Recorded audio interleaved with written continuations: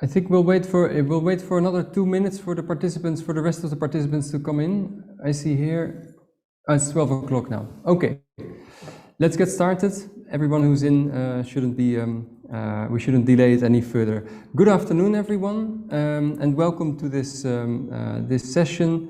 What will the post-Merkel era mean for Europe? Hosted by D66 International. We'll wait for another 2 minutes for the rest of the participants to come in. Oh. I see here, it's 12 o'clock now. Okay. I have a feedback loop now. Sorry. Yeah. Okay. I'll start again. Sorry, I had the sound coming in with a delay. So welcome once again to this session on what will the post-Merkel era mean for Europe, hosted by D66 International and the Mierlo Stichting. I'm very happy to see that so many people have been able to join so far, and probably in the next few minutes more people will call in. We have invited a number of very distinguished speakers to discuss this topic with us today. Before we start, I want to introduce myself. My name is Jeroen Dobber. I am a European Affairs Manager at the Friedrich Naumann Foundation in the Brussels office. And I am very honored to be here today because I'm also a former intern at the Mierlo Stichting. So it's good to be back. For some housekeeping before we start, please write your questions, if you have any, in the chat, and I will try to bring them up during the conversation, or I will save them for the Q&A. If you want to post something about this event, we would appreciate it if you could use the D66 handle, and we would also appreciate it if you could mute your mics when you are not speaking. So to start with the event, this year is the election year in Germany. We've already had some elections, and on 26 September there will be the federal elections for the Bundestag. It's already known that Angela Merkel will not run anymore, and that will, of course, very much change the dynamic for succession. And what we want to discuss today is what are the issues that are on the table now in German politics. What kind of changes can we expect? And how will this influence the European political landscape and the relation with the Netherlands? We will discuss this with Nicola Beer, who is the Vice President of the European Parliament and the Vice Chair of the Free Democratic Party from Germany. It's the German Liberal Party. Previously, she was also a member of parliament in Germany and the Secretary General of the party, plus a lot more positions on different levels in different governments. Nicola has told us that she has to catch the train at 1 o'clock to Strasbourg, so she might leave a bit earlier, but we very much appreciate that she made the time to join us today. Thank you. Next up is Professor Cristina Morina. She's a professor of global history with a particular focus on contemporary history at the University of Bielefeld.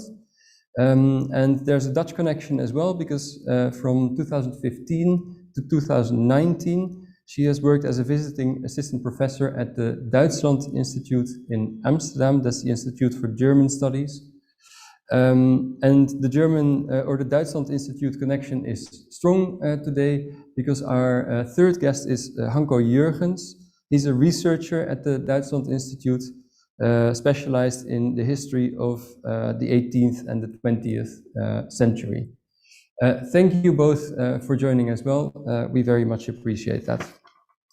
Before we start with the discussion, we asked Cristina Morina to give us a brief overview of the historical and contemporary context of the German political landscape, because many participants in the Netherlands will not be fully aware of the exact dynamics that are at play in Germany right now. So we thought that would be a good way to kickstart the discussion, and after that we can talk about what we can expect a bit more with the other speakers as well. Cristina, could you walk us through the political landscape a bit more and talk us or give us an idea of how this has developed in the past years and where we are now? Yes, I will try to do so and be very brief. Thank you for the invitation, and I also look forward to the discussion and the questions. If you look from the top down on Germany in the post-war period, you could say that Germany is a structurally conservative country. Of the 8 chancellors we had thus far, 5 were conservative chancellors, 3 were social democrats. And of the 18 vice chancellors Germany had in the course of this history, 10 were liberals, came from the Liberal Party. That is also notable. The recent Grand Coalition, that is now the fourth Merkel cabinet, is the fourth Merkel cabinet, but only the third in a Grand Coalition between the Conservatives and the Social Democrats, is rather, if you look at the long development after 1945, is rather the exception than the rule. If this broader look is kind of brought into more narrower view, what is also notable is that the amount of parties has changed. Unlike in the Netherlands, Germany for a long time had a very stable 3-party system. Then from the early 1980s, a 4-party system with the foundation of the Green Party. That changed fundamentally after the fall of the wall and the unification, where the post-communist party, the PDS, and later the Linke came into parliament. And in fact, the only, you could say, party of a unified Germany is the right-wing populist Alternative für Deutschland, the AfD, that came into parliament in 2017. And since then, we have a 6-party parliament, which is for German Verhältnisse conditions a pretty diverse and unruly, if you could even say unruly, a restless system of parties, with that of course brings along opportunities, but also challenges, I think. And the tradition of a Kanzlerdemokratie, of a chancellor democracy, run by one of the larger parties, mostly the Conservatives, and then in combination with one smaller party, that seems to be something that is on the demise. With an eye now and a turn towards the contemporary landscape, Merkel, of course, was the first woman chancellor in German history. That still should be noted. It's a quite remarkable development. Also, the fact that the first woman chancellor did not come from a progressive or left party, but from the Conservatives. She's also an East German. She's of East German origin, which paradoxically has not led to a boost in a positive feeling about being represented in unified Germany's political landscape in East Germany. Quite the opposite. The polarization of the recent years had a major anti-Merkel factor in it. Nowhere is Merkel more hated and despised than in the streets of East German cities, you could say. If you remember the context of the refugee crisis in 2015-16, when she came to visit East German cities, she was very much the target of popular wrath. And to the opposite, in West Germany, she is one of the most respected politicians in Germany. She is the most respected, you should say, and that also tells you that those supporters are not only conservative voters, but also people from other political directions support her and respect her as chancellor. So, and two maybe fundamental facts that frame this year.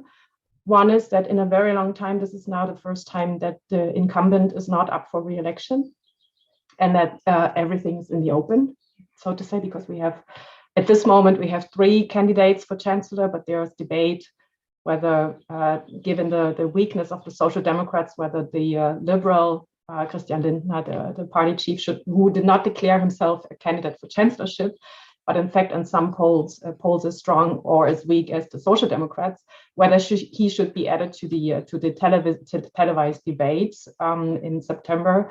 And the second fundamental fact is that the mood of change, the Wechselstimmung, that Allensbach, our major polling institute, measures and evaluates since the early 1990s, has never been higher than this year, even compared to the late Kohl, the fourth Kohl cabinet in 1998.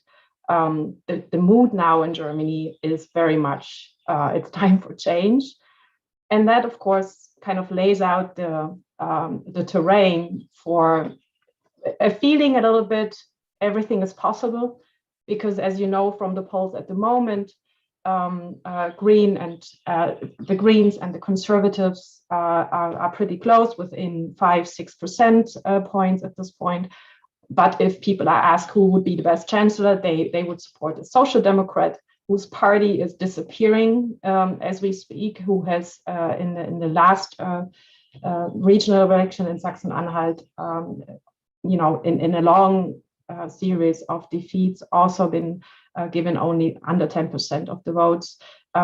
So it's questionable whether this is enough, whether Olaf Scholz kind of Amtsbonus, his being an incumbent in a way, the only incumbent in a way, if up for re-election, if you will, because he's vice chancellor, if that is enough to pull off a victory for him. So I guess the main message of my contextualization would be it's everything is pretty restless and exciting in a way. And maybe the last point I want to make, which is connected to a lot of opportunities as well as challenges. But the last point I want to make is that I think the good news in the last years is that the AfD, even though it polls very strongly in East Germany, is in broadly speaking in Germany, in the entire country, not on the rise anymore. Quite the opposite. It has lost support throughout the last regional elections in 2020 and 2021. It has not gained support, but quite the opposite. And I think it's a good signal for the re-democratization of the center, let's say. And the center is more plural, more diverse, more unruly in a way than it probably has ever been before in German history. Thank you for that. That was very useful as a crash course of the developments up until now. I think that's also a good moment to bring in the other speaker. And the first question that I would like to ask refers to something that you already hinted at. That's the election in Saksen-Anhalt that took place on the 6th of June, so very recently. They were won by the CDU with quite a large margin, even though the polling suggested that the AfD might actually take the lead. That didn't happen. There were also better results for the FDP and the Greens, and the SPD followed a kind of nationwide trend, I think, and lost some seats. I would like to ask this question to Nicola Beer, and after that to Hanke Jurgens. How do you read the results, and what are the implications for the Bundestag elections on 26 September? Yes, thank you for the invitation and thank you for the question. For me, there are several points to see because, of course, we are speaking about an election in the eastern part of Germany. So the situation is not the same as if we have seen, for example, in the Western elections some months ago. But you can have some implication, I think, also for the election in September, because, of course, every journalist, every citizen was looking on this. First part because of the race of AfD, so the right extreme, and the Christian Democrat.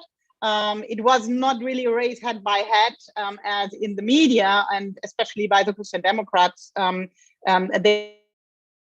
They were talking about to mobilize voters, but of course it was important that the AfD didn't go through as first in that race. A second point for me is that even if Christian Democrats are not on a very high point in the polls for the moment, they can win at the end. So there is some potential in that. Of course, Haseloff and Laschet are two different personalities. Haseloff has his bonus because he is prime minister in this country. But I think all the candidates from the conservative Christian Democrats were more especially by the press, laughed about it in the previous races, and then made it at the end. So often the journalists in Hamburg and where else, with especially the left media, thought, the race is over, it will never come up a Christian Democrat. We remember the Schulz train from Martin Schulz, we know from European Parliament, with 100% support from his party, and then down. He started in the media and then went down for the election. We see a little bit the same effect on the Green candidate for the chancellery, Annalena Baerbock, a big success in the media, and now coming back down. And we see also now here in the result of Saksen-Anhalt that the Greens didn't as well as they thought they do in Germany. Yeah? I mean, this is, they won some more percentage, but it's even not 1%. So we are really happy coming back after 10 years to Parliament, being better doing than the Greens are doing. And I think if you see also the changements of the voters, so we got a lot of votes from the extreme right and the extreme left. So people are looking more to the center. They do not want to be the extreme to decide on it. They come back to the center. In Eastern Germany, you have to know that people switch more often and more easily because they are not so socialized in a certain domain of politics as in the Western countries. But this, for me, is at the end, the conclusion, everything is possible. We are inspired by this result because I hope really that Christina Mourinho is right. I see it like this, but I hope it will be the result, that there is a wish to reform. We tried 4 years ago to negotiate this reform. It was not possible, especially with Angela Merkel, but also with the Greens acting in this moment. This was the reason why we stepped out of the negotiation. We really search now for partners, for an alliance, to have this reform, to have the change, because we see also under the conditions of the pandemic that that our country is not in a best situation. We have to reform. We have to do it now more quickly than we should have done it 4 years ago. But we have to do it now, and I think that our citizens now see it, and this, I hope, really will be then managed by a majority from the center. With other parties together, and if 2 parties, 3 parties, or 4 parties, but it has to unify people because discussion in Germany is really aggressive for the moment. Yes, I think I can speak now, or Chair? Yes, exactly. Yeah. Do you go along with the analysis, or do you have something to add, or a different I just reading? wanted to add a small detail. In various analysis, I heard political scientists say that there was a threat of Niederlandisierung of the Dutch political relations, in the sense that there was only 2 bigger parties and for the rest a lot of small parties. And that's what we see in the Netherlands as well. And that was, I think, well, a funny remark. Also for us, it should be important, I think, to realize that there is only one liberal party in Germany, and which, sorry, Nicola Beer, but in my opinion, could do much better. In the sense that we have 2 liberal parties in the Netherlands, which are rather big, and well, FDP always have a little bit of problems. Sometimes it has been very big under Guido Westerwelle in the second Merkel government, but had many problems afterwards, and still has, in my opinion, since I think it's time for a new leadership in the FDP. But I don't ask you to to comment on that. What I was really surprised is that in 2017, the AfD had around 24%, I think, and you could in Saksen-Anhalt, and you could say that, well, there were some reasons in the sense that the refugee crisis, we say in English, not in German, I think, but in the refugee crisis still was very topical. And so the AfD could mobilize a lot of voters in Eastern Germany. But there is not a real topic for the AfD today, I would say. So I was a little bit surprised that they are that strong, particularly because the AfD has developed itself into a very conservative or right-wing party in the last 2 years. And even the Secret Service is following the AfD today, and particularly in Saksen-Anhalt. So that was surprising. I just wanted to give some causes, because it's always difficult. But I think in the first place, and that was what became very clear last year when we commemorated or it was 2 years ago, commemorated the fall of the wall, this 30 years commemoration of the fall of the wall, that East Germans are not very well represented in the German bureaucracy, politics, on television, etc. It became clear that of all universities, there was no rector magnificus born in East Germany. So that's really a problem, and I think that's a problem which could be solved in the sense that many people are aware of that, and that could change perhaps. Another problem could be that people in East Germany are a little bit sick of all the transitions they had starting in 1989, but also after the credit crisis, some new reforms were there, and of course the Greens, but also the SPD and perhaps also the FDP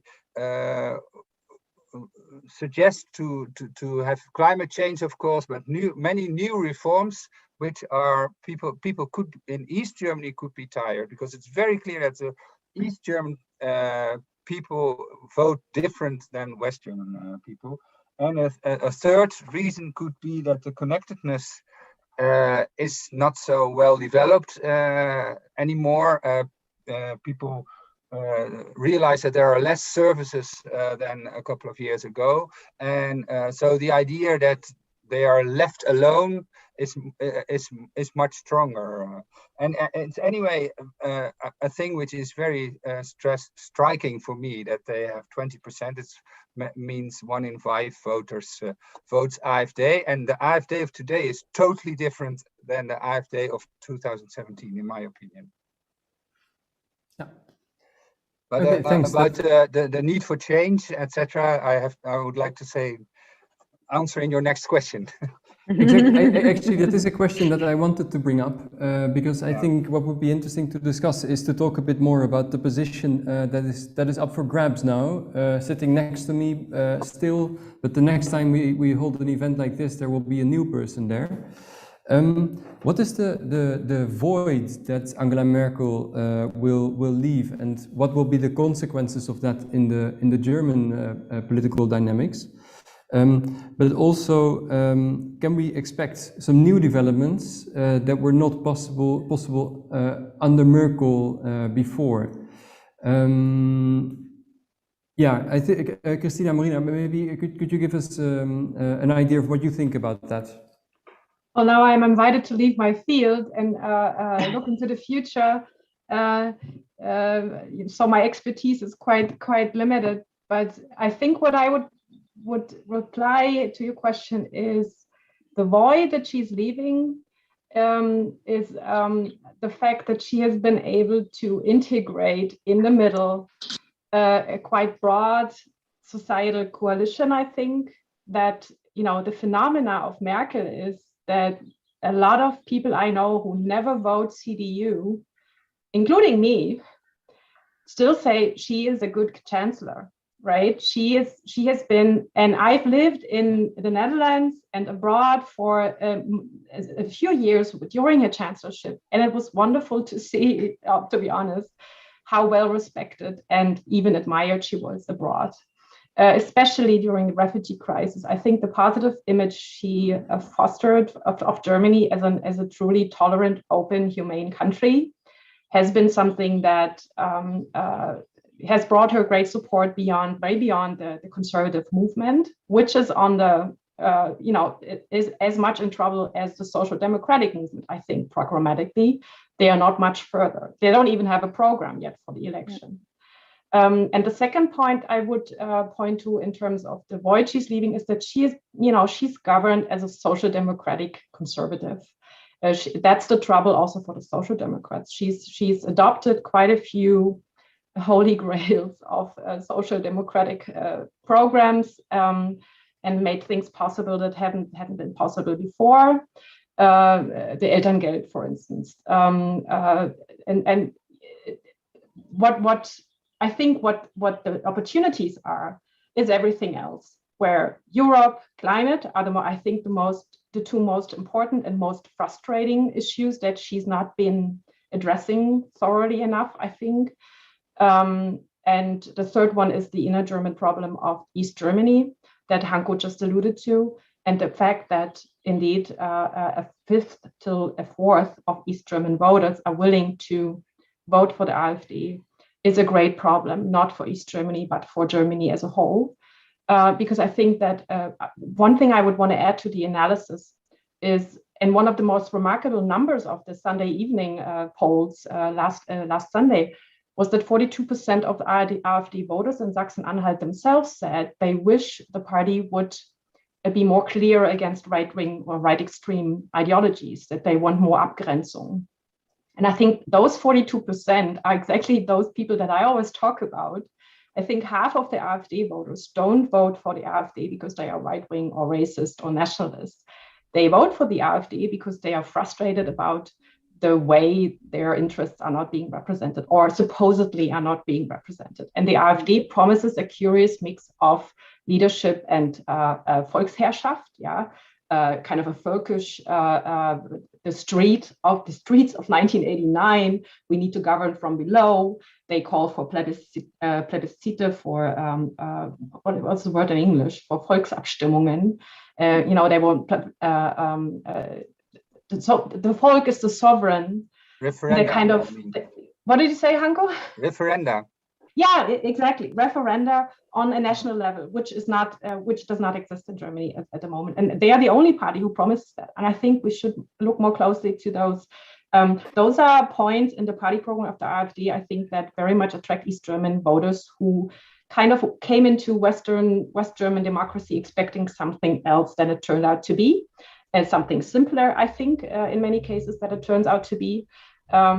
And the liberals, if I may take the chance, because I have the chance to talk to you, the liberals were the party of hope for 10-12% of East Germans in 1990. They gained quite a lot, surprising large number of votes in the elections. They also were the ones who lost the most in 1994 after the radical reforms.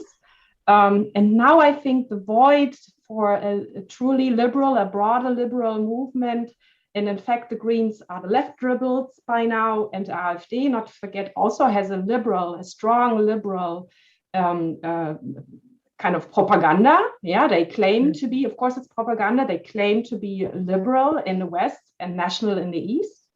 And it would be good. It would be a good thing if the old liberals, now the FDP, would be able to broaden its electorate again. And I think there's potential, especially in East Germany, because the Bürgersinn, the spirit of being a very confident citizen, is something that resonates, I think, with East Germans in different ways than with West Germans still.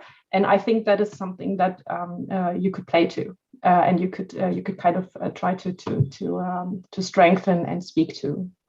And which would lead to the AfD losing maybe some of those voters that would recognize that, you know, those are a lot of hollow promises that they are making. Yeah, thank you very much for that. I think then it would be logical to turn to Nicola Beer. Maybe you would like to respond to the point about the FDP and the performance in Eastern Germany. But maybe also if you could still say a thing or two about the void of Angela Merkel and the new opportunities or the new developments that we can foresee now. Yes, and maybe this is even related.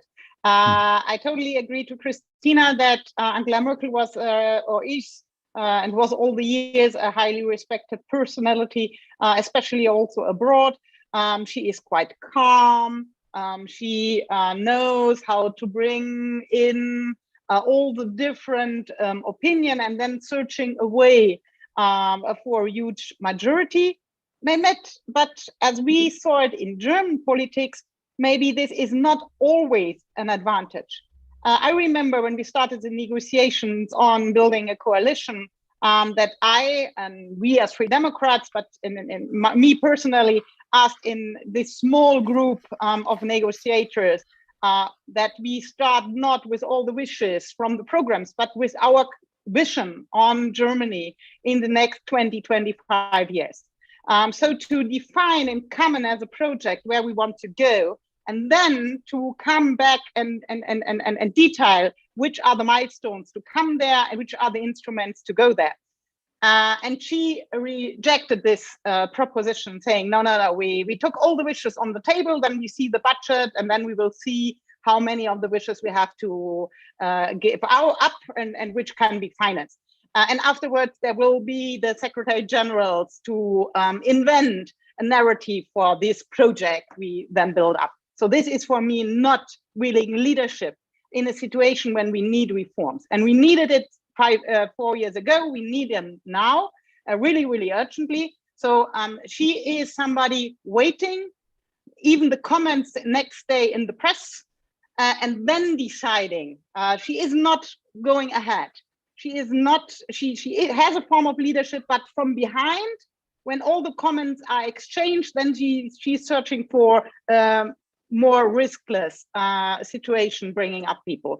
And I mean, now is a situation in Europe as well as in the member states, especially in Germany. We have to go take leadership. We have to make clear what is the common vision for our future, which is a common vision which brings people together, where everybody has his participation possibility, where everybody has its opportunity to be successful in life.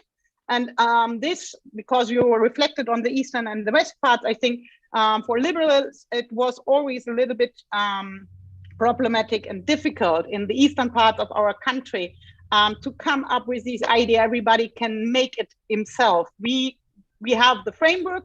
There is an equality of opportunities, but then you have to go yourself through the door.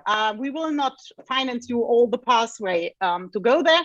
And this is after the young people and the really entrepreneurial thinking people went from the East to the West. There is another sort of thinking in the Eastern countries, more or less, not totally, of course, but it's quite more difficult to come up with these ideas of responsibility, of entrepreneurship, of freedom, citizens' rights, and so on in the Eastern part. We do now much better. I mean, for the moment, in the oversized polls, we are about 14%, 12, 13, 14 the last week. These are polls. I mean, we are really, really sensitive on that. These are polls. But if you see where we were in the polls 4 years ago, so I like it as a base. Yeah? There is no discussion, are the Free Democrats in the parliament or out, even in Saksen-Anhalt. This was not the discussion for us. This is the biggest risk always in the Eastern elections. Will they come in or not? Is my vote carried or is it lost? So there is no discussion. We are nearly on the same level as the Social Democrats. And I think there is also the race with the Greens. Not totally over for the moment. So we'll see where the Greens, who are always the winners in the polls, but not in the elections, will come off on this situation. Because, I mean, us all is clear that part of this vision for the future we want to create for our citizens and for our country, but also for Europe, has to be the green transition, has to be the digital transition.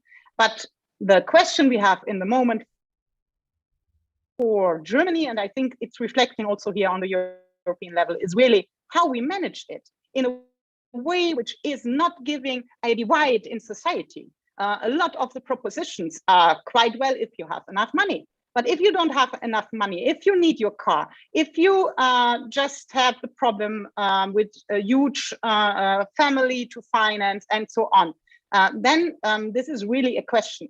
And there are possibilities. We try to make those propositions where we can, by innovation, by new technologies, that we can really have a sustainable growth. I mean, there's even a discussion if we need degrowth. So that's sustainable growth to finance and to give it in a form of transition which takes everybody on board, not because he is financed by the state, but because he has opportunities on himself to decide on the best product, on the best quality, on the practical, most practicable way, because this technology openness is there. And we do not decide as politicians on that. And under the pandemic, we had this discussion about citizens' rights, because I mean, you have a shift towards state, towards state finance, state thinking, state's decision. We claimed back to give Parliament the discussion on the best solutions. We gave back that all the measures have to be adapted on the development of the situation. And this, for the first moment, this gave really this discussion about freedoms, about citizens' rights, a new inspiring wave.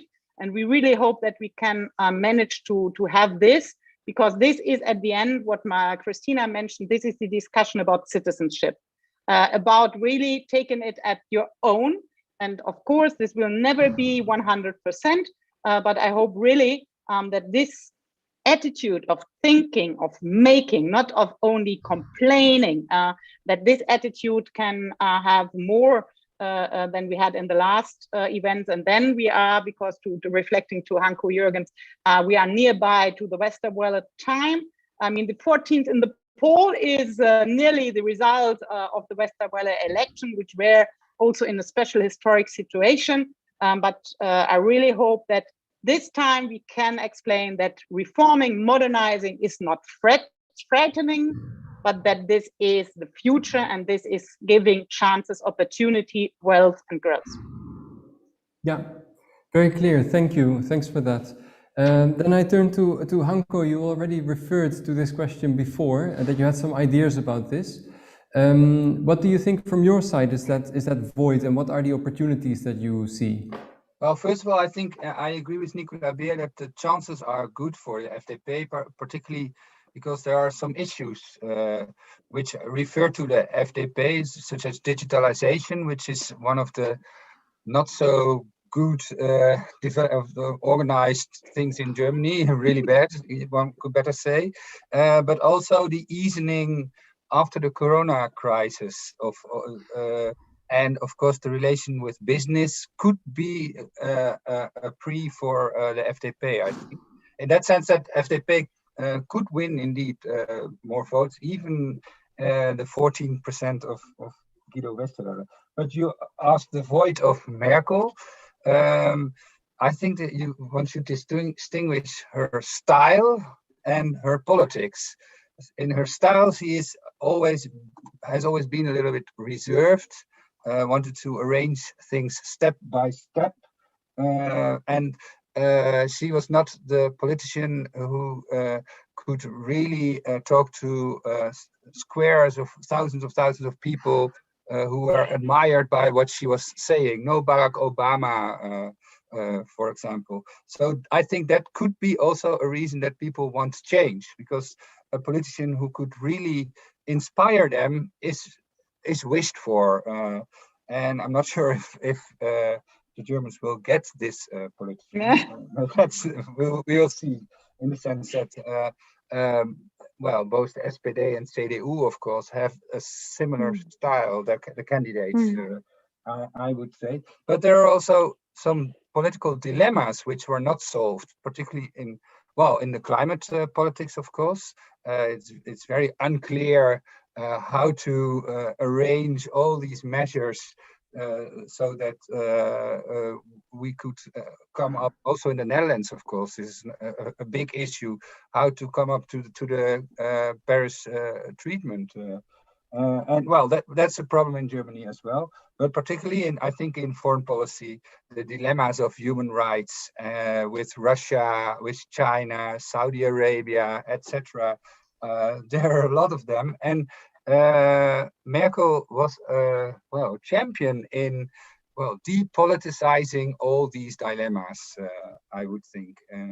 And then also, as Christina Morinas already said, taking over social democratic standpoints, where the political scientists even have a term for that, asymmetrische Demobilisierung, so that the voters are demobilized. So actually, all the points where the SPD could really attract more voters with are now taken over by the Christian Democrats.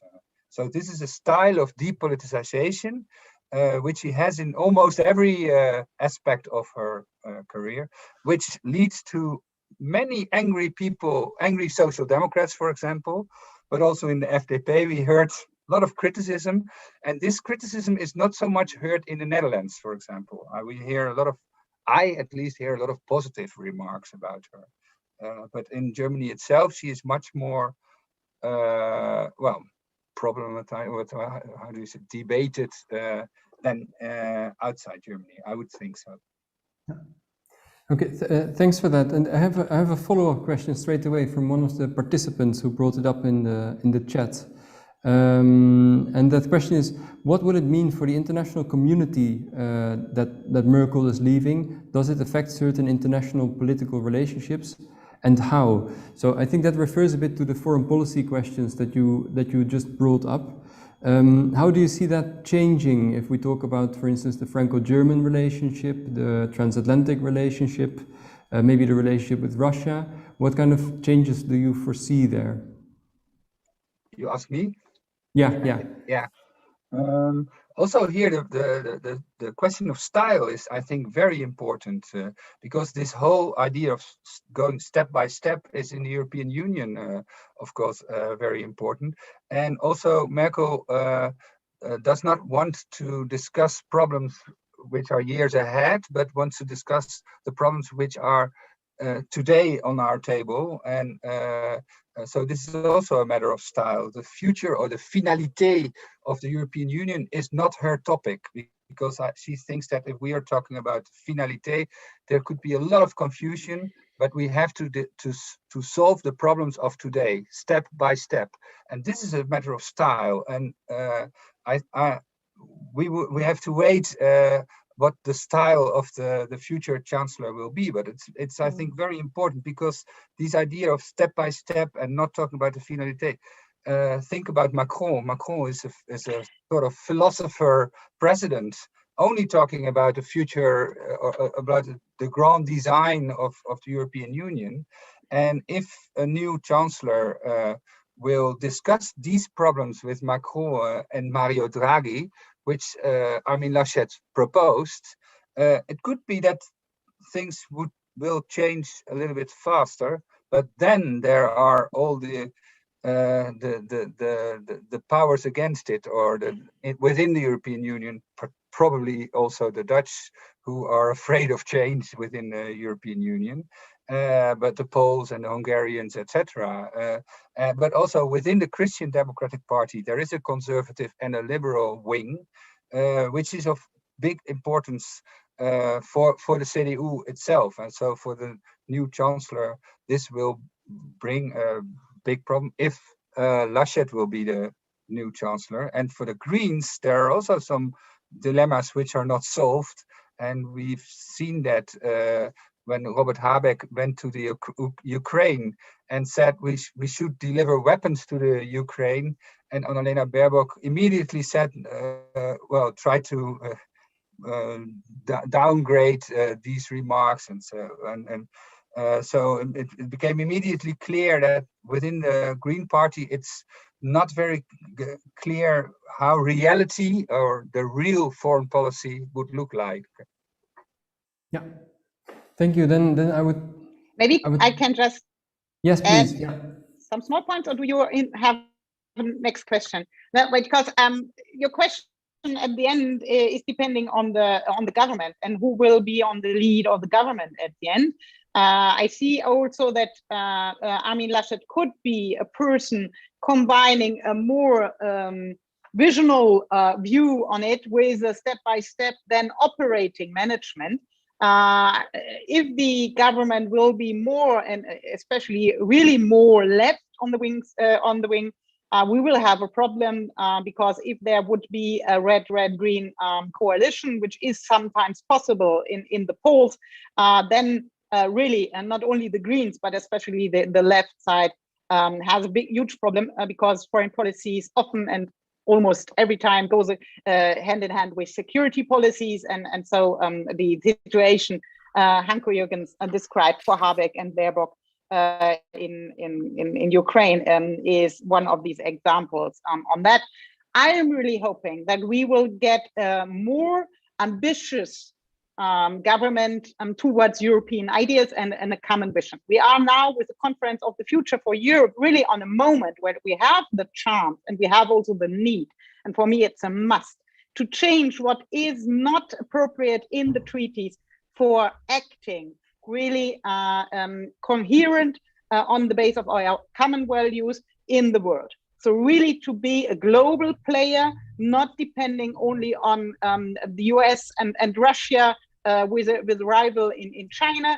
And this needs to become really adult in these politics. And there we need a government because this was always an engine, Germany and France as a common engine in this prospect, because everybody, and I see it here in Brussels very, very strongly, everybody was waiting always from the saying from Berlin, but there were nothing. I mean, we remember the Sorbonne speech of Macron, no answer. Months later, we had a little bit and statement in Merseburg, but it was so small. There was no really future vision on that, and this is not enough for Europe in the actual conditions. So we really need a strong personality going ahead.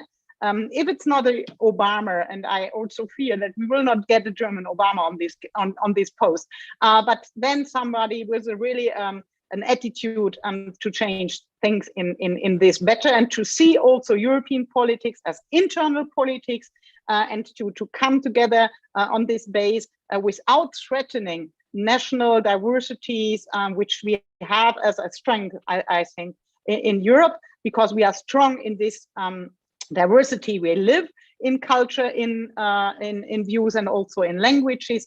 But this can come together, as we saw in the time of Westerwelle, for example, where Germany always was fighting for the small member states, for the Eastern countries, for those in difficulties because of transition. And we need to come back on this and not to be a sleeping giant as we are for the moment. Yeah. Thank you. And that's a question I would like to then bring up with Christina. This is an appeal to a stronger voice in Europe and clearer choices. Is that something that you think, with the different possible coalition constellations, we can foresee happening after the elections? Well, of course, that depends then on who will be chancellor and also who will be foreign minister, which, of course, the Liberals have a long history in actually being foreign minister and having the foreign ministry and shape foreign policy to a certain degree, even though the chancellor mostly, has great influence as well. I think, well, there's the iron law, I think, in German post-war history thus far, that on the whole, the paradigms and the principles and the fundamentals of German foreign policy do not fundamentally shift from coalition to coalition, and that even in transitions from a social democratic chancellor to a conservative chancellor, the parameters, the fundamental parameters remain the same. And that has been a great source of stability and reliance and trust, I think, within Germany, but especially without Germany. And I think in all three cases, or even four, if you want to count Christian Lindner as one of the potential candidates because of the new constellation, I think this basic continuity would be a given. However, I think if a Jamaica comes into being under a Green chancellorship, for instance, I think the Greens would be, the only choice they would have is to stick to what they promise now, which is a pretty radical shift in terms of raising the relevance of human rights in lowering power interests, the relevance of power and geopolitical interests, as for instance with the pipeline with Russia, which they have declared they would be closing. And on the other extreme is what Robert Habeck now has suggested, that if we talk of supporting the small countries, this has to be more than just talk. And I think he has a point. Nicola Beer just mentioned that Germany wants to be a champion of the smaller countries. And I think in reality, this sometimes has to lead to more than just financial and kind of moral support. But I think the general, this long kind of long debate, is Germany a sleeping giant, too powerful, not willing enough to use the power it would actually have? I'm not sure of the premises of this argument, because of course Germany, since the unification, has become a major player, has great weight in Europe, has taken up responsibilities, and has declared continuously that it is willing to take up more responsibilities, even though it doesn't always follow that they do. But it had the intention to remain cautious but proactive and willing to gestalten, Macht zu gestalten. Yeah. I think it's something that is with us, and I'm not even sure that the premises of this argument really hold. Because it's always clear that, you know, things would shift fundamentally if what is the Netherlands, for instance, always call for a more powerful and more proactive Germany. They wish, I know that Hanko's colleague Ton Nijhaus always argues that Germany is ripe and moral enough and good enough to be a major and even more major player in the world.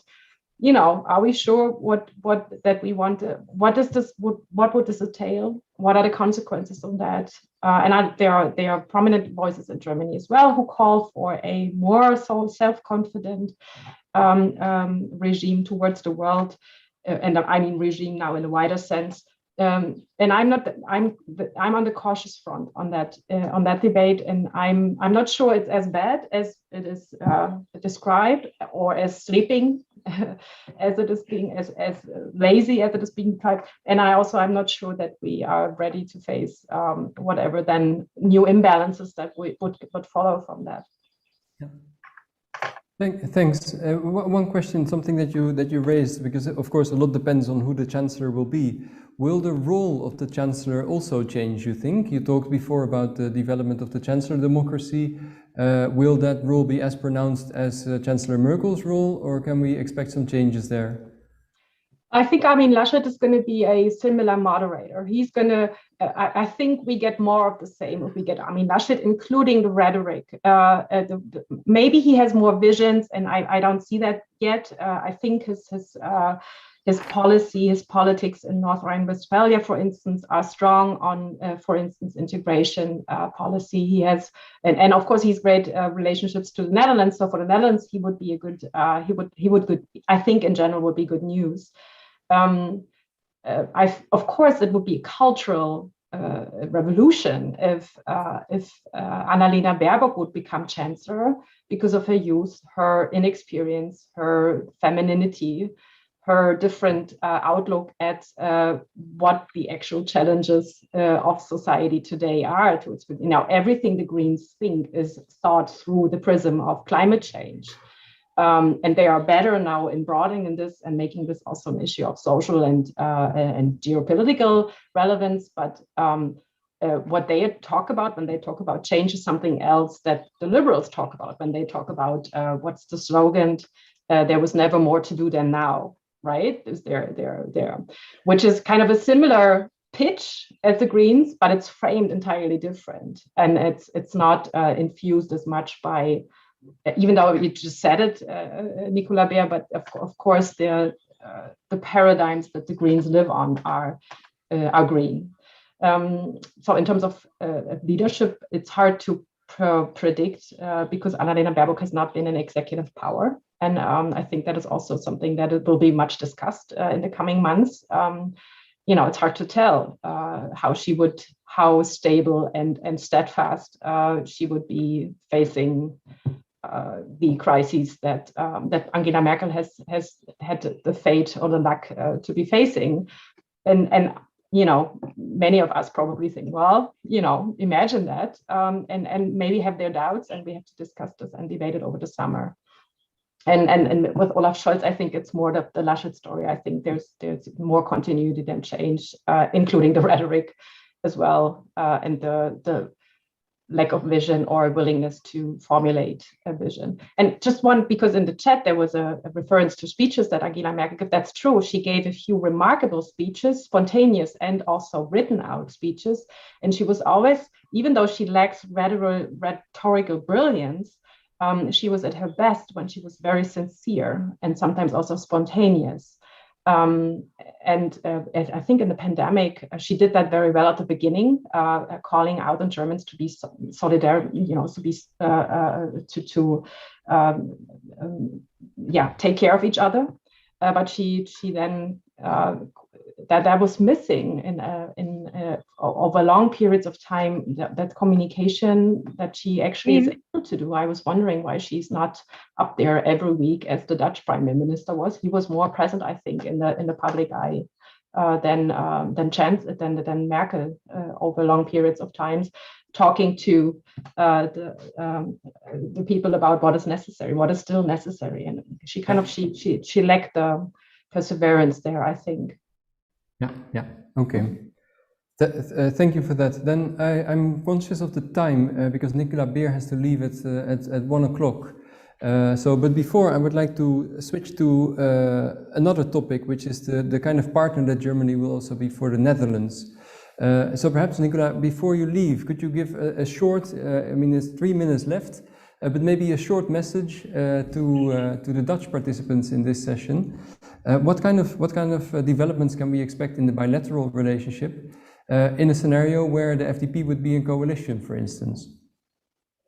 I mean, then it would be great because we have really good relationships with the Netherlands. Of course, this is also due to the two liberal parties in the government. So there are really close relations, not only under the colleagues here in European Parliament, but also, for example, Mark Rutte and Christian Lindner often speak or have each other on the phone or by text messages to coordinate. I remember when Mark explained the new generation EU package in our group in the national parliament, because there were a lot of criticism about such a huge project of 750 billion of money financed by debt.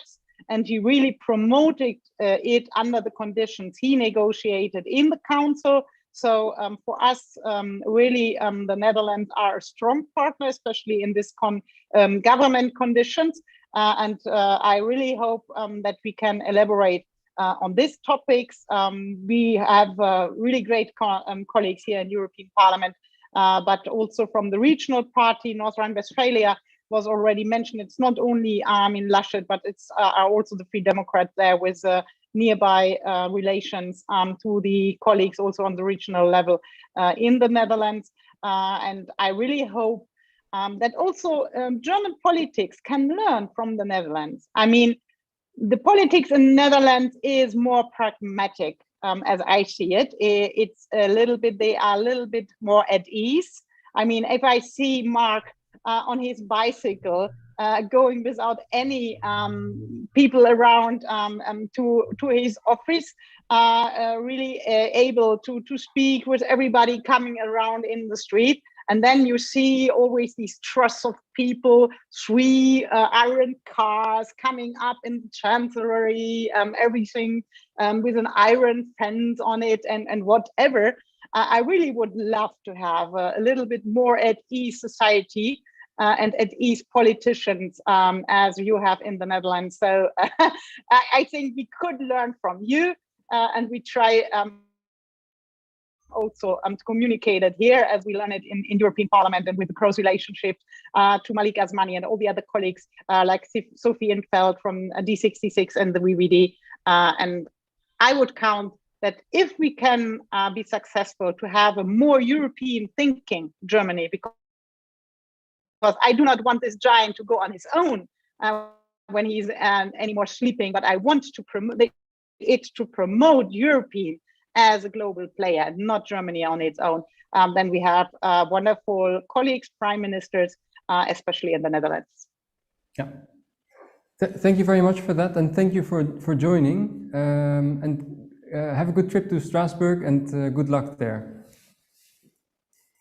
It's the other way around, but I'm sorry, I really have to leave. It's the last train I can catch today to come back to the other meetings I have in Germany.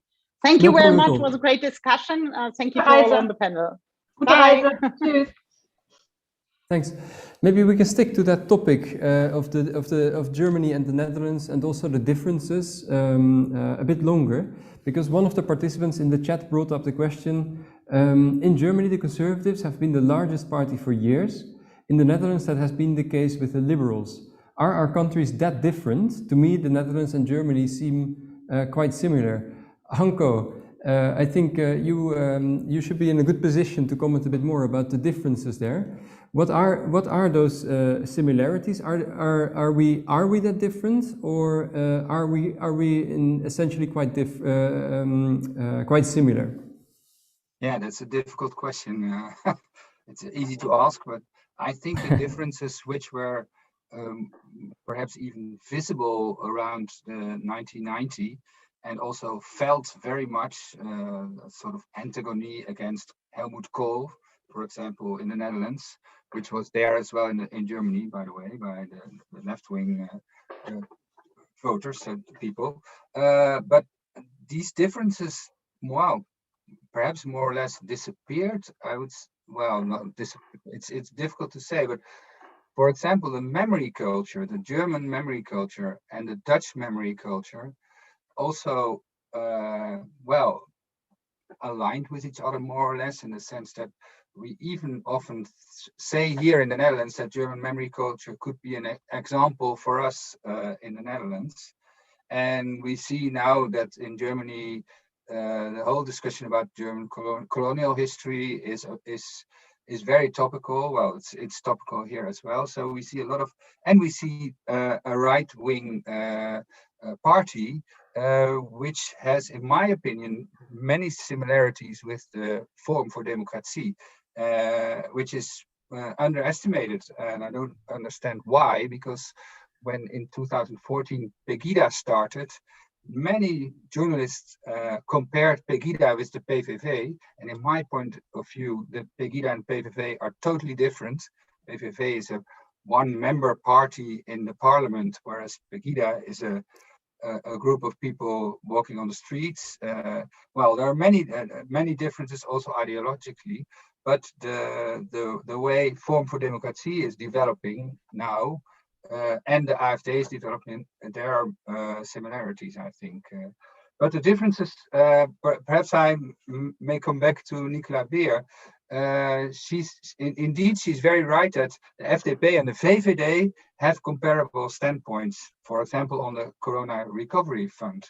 But I'm a little bit critical of D66, to be honest, because I think D66 should be much more concrete about what D66 wants in Europe to prevent a next clash, so to say, in Brussels, which really happened last year. I mean, I'm really surprised about the differences between Rutte 2, the Rutte 2 cabinet, where the ministers were really at the center of the decision-making process in Brussels, and the Rutte 3 cabinet, where the ministers were at the sideline, organizing themselves in a Hanseatic League or the Frugal Four, etc., but not in the decision, not actively involved in the center of the decision-making process. And this was a D66 cabinet, and I think in the talks of the coming months, D66, or I hope the coming weeks, but the formation talks, D66 really should say to particularly to the CDA, because the CDA is very well conservative, I think, when one talks about Europe and about change in Europe. One should really have some strong points there to formulate and to say that, and conditions as well, regarding to Europe, because Nicola Beer also talked about the conference on the future of Europe, which is indeed in several countries in Europe very important. But I'm not sure if anyone in the Netherlands realizes that there is a conference on the future of Europe, which is discussing really the reforming of the EU. And then we could have a new mistake, which we had in the referendum of 2005, when the Dutch people suddenly discovered that there was a European constitution. Nobody knew of that because it was not discussed in the Netherlands. So I think D66 really has a task to discuss European politics today, and perhaps also to discuss it with the FDP and the VVD, because I hope, at least, I'm not sure, but I hope that D66 differs a little bit from these, well, perhaps somewhat old-fashioned standpoints about the Corona Recovery Fund, because this Corona Recovery Fund, there is a rationale behind it. If we don't have it, Southern Europe will become bankrupt, and well, it is not in our own interest to have this Corona Recovery Fund. It's also in our own interest to have this recovery fund. Sorry, and D66 really should discuss that among within the party, but also with the Dutch people who do not realize that these problems are there. On the contrary, Rutte really seems to be proud of his opposition to the Corona Recovery Fund. And he also remembered it during the election campaign, how he fought for the Netherlands. Whereas I think he stood at the sideline of European politics. Yeah. Okay, thanks. I'm going to pick up on 2 points that you mentioned there. The recovery fund, but maybe first the colonial history point that you brought up, because there might be some similarities, but I think there was some really interesting news the other day about the German government that reached a settlement with the Namibian government and recognized that it committed genocide back in the early 20th century. I thought that was quite a remarkable news item. How those discussions on history and taking responsibility for history, are there a lot of similarities between Germany and the Netherlands, or is Germany doing that in a very different way? I'll go to you. I think I'm very interested in the answer of Christina. Yeah, perhaps Christina, if you have a point to make on that. Yes, and I'm not an expert on the Dutch post-colonial debate, but I follow the research and the public debate very closely, because I have also colleagues in Utrecht who work on the consequences of the transitional justice movement, the reparations discussions, and everything that's connected to how the Dutch government has been handling this issue in the last 1 or 2 decades. First of all, I think as in terms of the German agreement now with Namibia, we shouldn't celebrate too early. I don't think this is a deal done, because there's much debate within Namibia and within the various groups that are involved, whether this is something they should accept or not. And the way the German government has conducted these discussions, that is kind of similar to other Western, northern countries, dragging this out, dragging this on for as long as possible, and then giving in as little as possible.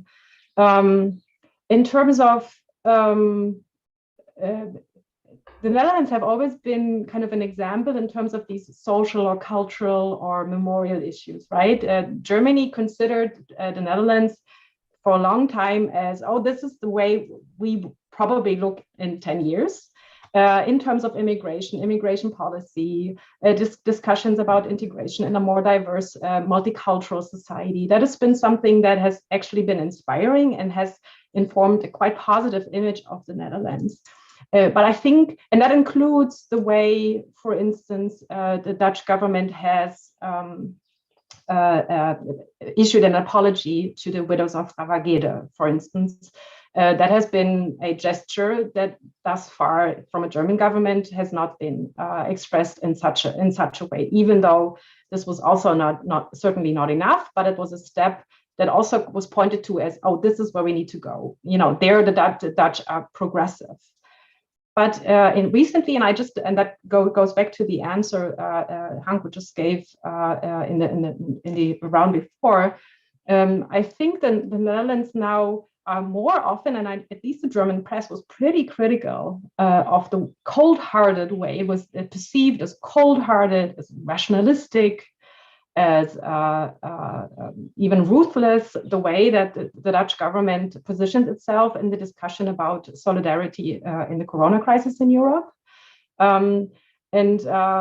We hear more and more every year, we hear more about the Sinterklaas discussion and the way that the majority society in the Netherlands is still reluctant to address the racism that is involved in this issue. So we know more about that. I think we are well informed about what's going on in the Netherlands, but also this image of a society that is, also with reference to the refugee crisis. The Dutch position was also somewhat surprising because we tended to think, this is a very liberal, open, tolerant, diverse country, and some of the signals point into a different direction in recent years. And in fact, Rutte's campaign was in part pretty nationalistic, if you look at it from an objective point of view. Doe gewoon, right? Or gewoon normaal. So I can remember that he was pitching towards, the regular white Dutch guy. That was the pitch that was very much seen also abroad. So there have been changes, and I think the kind of the way the Germans look towards the Netherlands has changed recently, and it goes more in disparate ways. I think, Hanko, that the alignment between Merkel and Rutte, as you just said, is not as strong, and even before with Balkenende, that was much closer, I think, than now with Merkel and Rutte, and that has much to do with the way exactly the Dutch have presented themselves to be actor on the European scene. Okay, thanks for that. Then may add, Hanko, yeah, please. What was very interesting is that Pieter Omtzigt also became known in Germany. I'm not sure if yes. And particularly in the Süddeutsche, they were very negative about Rutte indeed, and even compared Rutte with Trump in the sense that lying, not telling the truth, etc. So and in the Frankfurter Allgemeine, I read an article where it was said that now Merkel is leaving. There are only two old leaders, Viktor Orban and Mark Rutte, and it was more or less a sort of warning. So see what will happen, and that's interesting. But that has to do with differences in political culture, I think, and indeed in self-image about the role of your own country within the European Union, which has changed a lot because in the Netherlands because of the Brexit, because particularly VVD and CDA. Are very sad about losing their British friends. But if you see how Great Britain was already gone in the Euro crisis, I would say, I'm not so sure that so much has changed in power relations within the European Union. But that's perhaps another topic. Okay, thanks, Hanko, for adding that. And actually, that brings me to one last follow-up question before we have to wrap up, because you already touched upon the recovery fund. I thought what was quite interesting in a lot of Dutch newspaper, it was mentioned that the German position on that came as a bit of a surprise, because normally Germany was always a strong ally of the Netherlands in these kind of fiscal policies. Has that changed the relationship between the Netherlands and Germany, you think? And is that something that we can also foresee in the future? Yeah, that is spot on, because I think that is one of those cases where Merkel just turns around and, has simply learned from the Greece crisis and the way not only it communicated, but then actually also decided politically what to do with Greece and the other weaker Southern European economies. And I think there was a learning effect that this cannot happen again, that it kind of explodes the European Union if this kind of discourse reigns in again, that pitches the states against one another. And yeah, so it was also a surprise to many of us, I think, that the German, and I think most that are left liberal or something on the center of society greeted the position of the German government. And yeah, that was one of the sources that then kind of informed what I just described as a kind of growing apart. This, or it becomes more disparate between the Netherlands and Germany. They're not as easily aligned in those recent discussions, or easily to be realigned. And thanks, Hanko, for reminding. That was the second example that I wanted to point to, that the German public was in shock that the parliament in Den Haag knew what Rutte had done, and there we go. He was still, there was no vote of distrust or no confidence, and that he survived that affair. And that mistake was taken as a evidence of moral failure of the entire, kind of, it was pretty dramatic, the commentary that the entire system was declared to be in shatters. And I wanted to, that's the second thing that I had in mind that kind of speaks to this growing apart. Yeah, I agree that it was a surprise, but on the other hand, it wasn't such a big surprise, because in March, actually these debates started in February within the Eurogroup and within the European Council. And of course, they had to negotiate about it. And these negotiations there were many problems, of course. They were, I think, more secret in the sense that we didn't know that much about it, although sometimes we heard, of course, that Wopke Hoekstra, for example, said at the end of February already that Italy should solve its own problems. That was all part of a debate which was already going on. And Merkel already at the beginning of March compared the corona crisis with a natural catastrophe, and said when there is a natural catastrophe, the European treaties have some possibilities to have extraordinary measures. Well, these are things which one could hear in the Netherlands, but nobody had heard it because, they were not mentioned. And I think that's a very important point for the Dutch. They should know much more. If you're at the center of the decision-making process, I think the politicians are also willing to tell more about what is happening, and not suggesting that it's a big surprise in May that Germany is turning around. Because for Germany, it's very clear that when there is a huge crisis, things are changing, and Germany will go up to France to negotiate about how to solve these things. And then suddenly, Germany wants always to keep everybody together. De boel bij elkaar houden, we say in Dutch. That's really what Germany wants. But at these moments, it's very clear that Germany has its priorities, and the priorities are to save Europe, and not to stick to old political goals, which were very clear for the VVD and CDA, but not so clear for the CDU. Also, because there were some reports about the bad consequences of the Greek crisis and the way it was treated already there. And there were many reasons why Germany did this, and we could know that very well. But it was particularly for I think for Rutte 3, for the government of Rutte 3, it was better to let it come as a surprise, and so one could be, as outsider, could criticize this huge amount of money. You should be on the news here more often, Hanko. That's an important lesson learned, I think, and I think that would be good to keep in mind in the future, that is not the most effective way of dealing with that. Thanks for that, for those comments. And with that, I have to wrap it up. We've reached the end time of our discussion. I think we've had a nice tour of the political landscape in Germany. We've talked a bit about the expectations for the elections, implications for Europe, but also the relationship with the Netherlands. So I think that's given a very good overall picture. Of course, we would like to continue this conversation. So we hope we can get back to everyone after the elections and continue that. But for now, I would like to thank all the speakers, of course.